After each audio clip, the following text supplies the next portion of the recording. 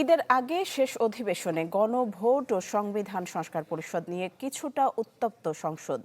Gazette প্রকাশের ৩০ কার্যদিবসের মধ্যেই সভা আহ্বানের কথা থাকলেও কেন করা হয়নি সে প্রশ্ন তুলেছেন বিরোধী দলীয় নেতা। জবাবে স্বরাষ্ট্রমন্ত্রী বলেন, সংবিধানে সংস্কার পরিষদ বলে কিছু নেই। অসাংবিধানিকভাবে শপথ নিয়েছেন বিরোধী দলের সংসদ সদস্যরা।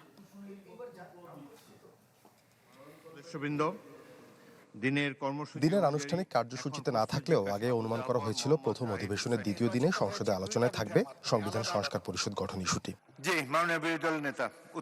প্রথম ঘণ্টায় প্রশ্ন জিজ্ঞাসা ও উত্তর পর্বের পর বিষয়টি নিয়ে কথা বলেন বিরোধী দলীয় নেতা ও জামায়াত আমির ডাক্তার শফিকুর রহমান। তুলে ধরেন শপথের ৩০ দিনের মধ্যে পরিষদ গঠনের বিষয়টি।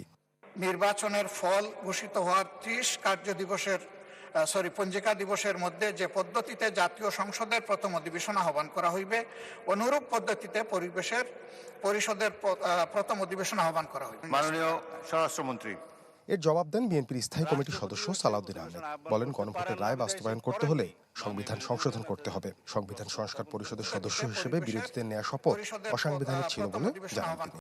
মা, পিম্পল 5 দিনেই চলে যাবে। যাবে না মা। যাবে। নিমের 5 অংশের পাওয়ারে 5 দিনেই দূর হবে পিম্পল।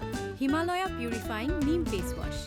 এই যে আর্টিকেল 72 অনুসারে সংবিধান সংস্কার পরিষদের যেখানে অস্তিত্ব না থাকায় প্রধানমন্ত্রীও সেটা পরামর্শ দিতে পারেন না রাষ্ট্রপতিকে, রাষ্ট্রপতিও সেই অধিবেশন আহ্বান করতে পারেন না, বিধায় সে করেননি।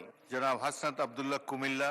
এর আগে প্রশ্নোত্তর পর্বে শিক্ষামন্ত্রী জানান, ৯,০০০ ধর্মীয় শিক্ষক নিয়োগের বিষয়টি সরকারের বিবেচনায় আছে। আমাদের মন্ত্রণালয় থেকে ইতিমধ্যেই ৯,০০০ ধর্মীয় শিক্ষক নিয়োগের একটি বিষয় বিবেচনা করার রয়েছে।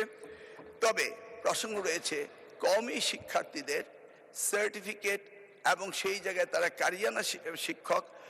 অপরদিকে মাদ্রাসা শিক্ষা ব্যবস্থায় কারিয়ানা সাবজেক্টটি নেই বিধায় আমরা এই বিষয়ে একটি জটিলতা হচ্ছে।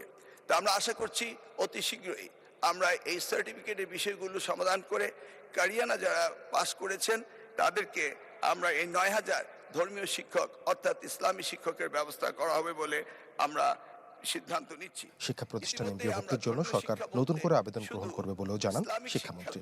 যদি আমাদের অবহিত করেন এবং সালমান শফিক, চ্যানেল 24, ঢাকা।